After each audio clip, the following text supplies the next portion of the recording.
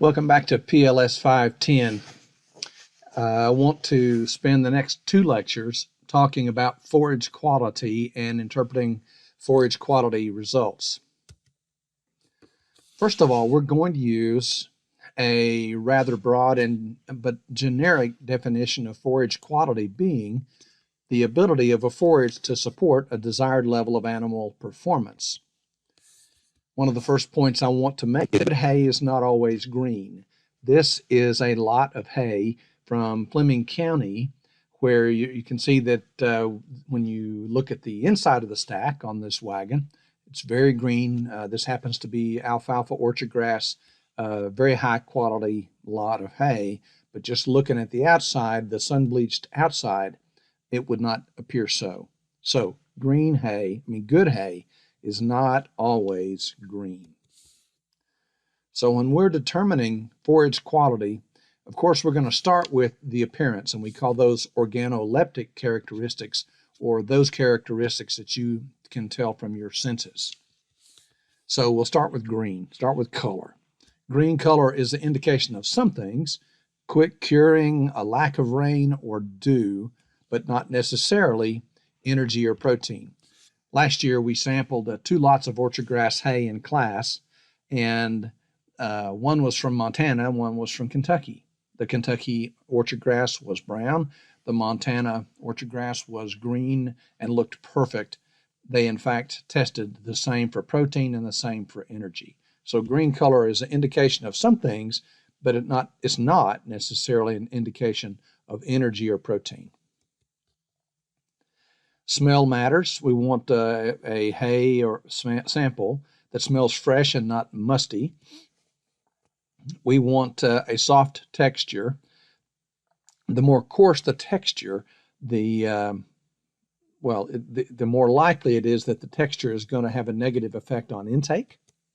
We also want other factors like leafiness, freedom from mold, and no obvious foreign material or toxic plants.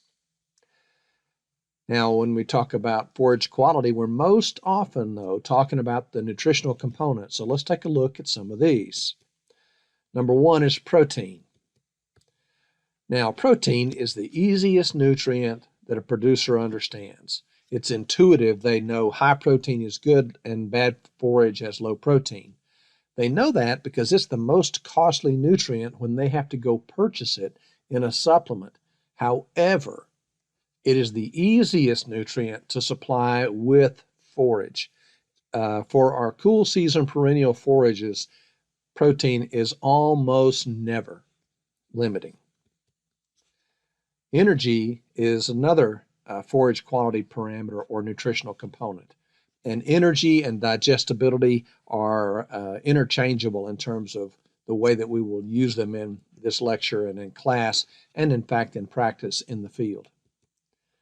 Now, it is the most limiting nutrient for performance, and it's the most difficult to measure and understand. Now, there are other nutritional components like minerals, and if you're into a silage or baleage sample, you're going to see pH and volatile fatty acids and some other things. But by and large, we'll spend most of our time, and you will spend most of your time if you're looking at a forage analysis, talking about the protein and the energy. Now, when you talk about knowing the quality of a lot of hay or haylage, then you've got to get into testing and sending something off to a laboratory. So I've got a question for you. What percent of farmers do you think test hay or haylage? And I've added a second question: why not, or why? And it may give you a clue as to how many, in fact, really do test hay.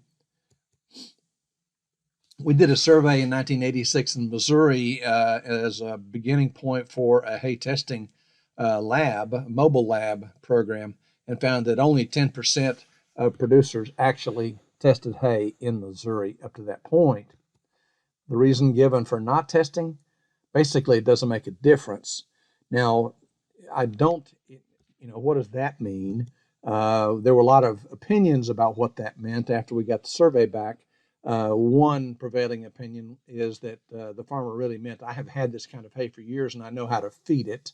So in other words, I'm going to feed this hay no matter what. So there's no need to test it. I'm not going to go buy something else if it's not good enough, right? But here's what I think a lot of farmers think. I already know my hay is bad, so why should I pay somebody to tell me it is bad? And I think that this is true. But in fact, testing hay is critically important. So let's talk about testing hay, taking a good sample to start with. We need to use a coring probe like you see here, and the good ones will let you collect the sample in this canister at the end of the probe, and then put that off in a bag to be submitted for analysis. If you look at the steps, we want to separate the forage that you've got by lots. In other words, hay that has been treated the same from the same field, the same cutting, so that you are not confounding results with two different fields, two different treatments, two different types of hay. We want to sample with a coring device like the one I showed you that has a canister. We want a representative sample, and how many cores you take is dependent on how many bales you have in that lot. Obviously, if you have 10 bales, 10 cores is going to be enough. If you have quite a large lot of hay, then you're going to want to get 20 cores per lot. You would like to ideally sample after the sweat, after the hay has gone through that period of getting hot and cooling off, which usually takes about 2 weeks, or after fermenting, which takes about 4 weeks, and test using a certified laboratory. But no matter what, get it tested. Now we're going to begin the next part of our discussion, beginning to try to understand forage quality, and ultimately by the time we're done with these next two, with this lecture and the lecture after it, you're going to have an idea about how to apply this to feeding situations. First of all, forage, you need to understand that there are two basic kinds of methods used to test forage. One is called wet chemistry, and just as the name implies, it's where you're in the laboratory, you're using wet liquid reagents to process the sample. It's slow, it's direct, but you've got to, if you want to do 3 different analyses, it's 3 different tests, 3 different runs through the lab, 3 different procedures. It's more expensive and it's also destructive. In other words, it consumes the sample that you send. The other method is called NIR, or sometimes called NIR with a little s, or NIRS, for near-infrared reflectance spectroscopy. It's non-destructive and it's quick. It's less expensive in that you can get many predictions from one scan of a sample. And as the name implies, you're using reflected near-infrared light to determine the quality of a forage. And the way that you do that is you calibrate this NIR for information from wet chemistry. You collect the spectra from known samples that you then run through wet chemistry, and you make prediction equations. And you compare the sample spectra to those prediction equations. Your sample type, this is critical, your sample type must be represented in the calibration set. Now, for commercial laboratories and most situations you're going to run into, the sample type is going to be represented in that calibration set. And the good news here is that the NIR computer program has a way to show and mark your sample as an outlier if there's something about it that does not fall within the calibration set. For example, we had at last year's Eastern Kentucky hay contest, we had a sample submitted that was just, it was way outside the bounds. It set off all of the markers and the alarms. And when I went back to the county agent to see what that sample was, he said, oh, well, it was a mix of of grain and forage? Well, there was no grain forage mix in the equation. With NIR, it is really particularly important that when you mark the sample or when you submit the sample, that you tell the lab whether it's a legume grass, or a sorghum Sudan. It is because they have many times they have equations that differ based on the forage type. So the sample type must be represented in the calibration set, and you must, I should add it to this slide, you must then specify uh, as, as completely as possible what kind of forage you're sending when you are sending it for near infrared analysis. Now, to understand reports, we've got to understand the relationship between fiber and energy. And to do that, we're going to look at, in particular, the Van Soest method of fiber partitioning. Now, I want to introduce this with the analogy of energy in salad versus energy in ice cream. Salad is high fiber and low energy. Ice cream is high energy and low fiber. So this is the concept that we're going to use, or that is used today, when we measure fiber in a forage and then predict energy from it. And it was begun, or it was the initial work was done by Dr. Van Soest. So this is a visual representation of how this works, where you're partitioning the forage fiber into NDF and ADF. And let me just right now, because you're gonna wonder what NDF is and ADF. NDF stands for neutral detergent fiber, and ADF stands for acid detergent fiber. And as you're going to see quickly, that relates to the lab process more so than anything to do with forage or feeding.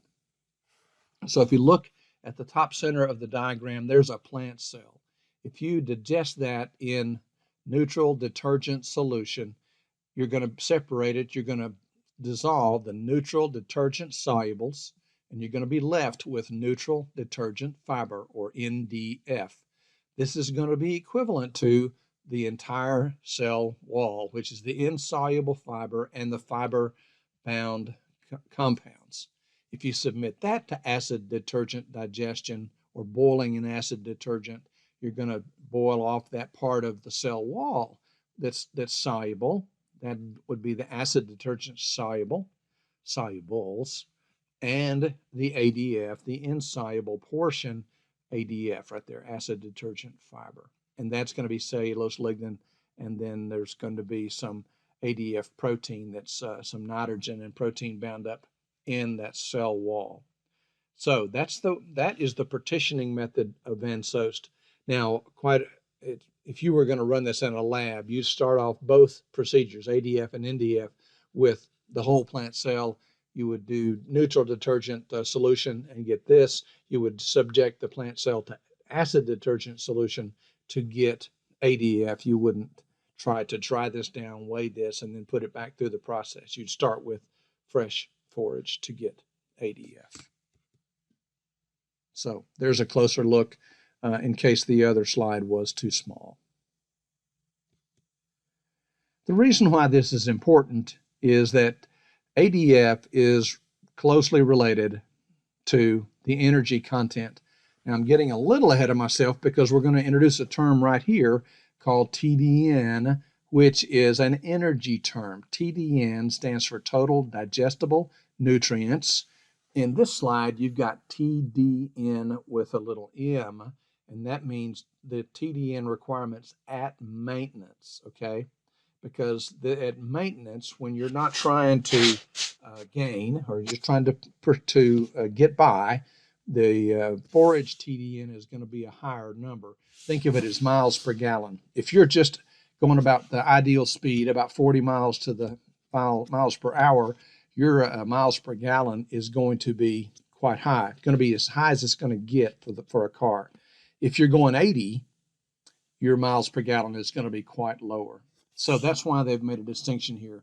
This is TDN at maintenance, which would be as most energy as you're going to get out of a forage. So they've plotted ADF on the horizontal, TDN at maintenance on the vertical, and they looked at TDN predicted by Van Soest, TDN actually measured in vitro. In vitro, by the way, means under glass. They've used rumen fluid and lab procedures to estimate TDN, or total digestible nutrients, and they found that the relationship between ADF and TDN is 88.9 minus 0.779 times ADF. So that's why this ADF portion is so important. And now there are, as you'll see later, there are other ways to estimate energy in a forage that will partially utilize ADF or other things. But one of the more simple ones, and we still use this in many labs today, is to measure ADF and then calculate or estimate TDN and energy. So TDNM is TDN at maintenance, and there are other more complicated calculations of TDN, as you'll see in the next section. So our main fiber terms: neutral detergent fiber, total fiber in the plant. Now it's composed of cellulose, hemicellulose, and lignin, and we use it in calculations to predict intake. Acid detergent fiber, it is a subset of NDF. It is composed of only cellulose and lignin, and it's used to predict TDN or energy, but of course methods, as we've said, may vary. So let's correlate those lab values to plant constituents a little closer. So on the left are the lab values, ADF and NDF, and on the right are the plant constituents. Here's our plant cell. We've got cell solubles in the middle, 30 to 60% of dry matter. If it's immature, it'll be more like 60% of dry matter. If it's mature, it'll be 30%. And these, you can see the components thereof, and these are very highly digestible. Now, in forages, we spend most of our time trying to figure out the actual digestibility of this whole cell wall. And it's 40 to 70% of dry matter.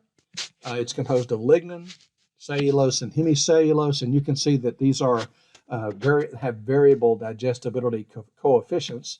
Lignin is least digestible.